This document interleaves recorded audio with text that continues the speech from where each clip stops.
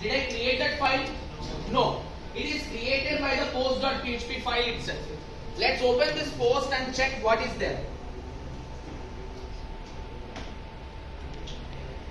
Now, someone told you know PHP language. Who is that?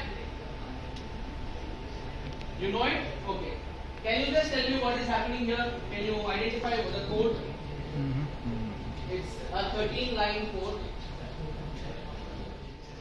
Did I create that file? No. It is created by the post.php file itself. Let's open this post and check what is there. Now, someone told you know PHP language. Who is that?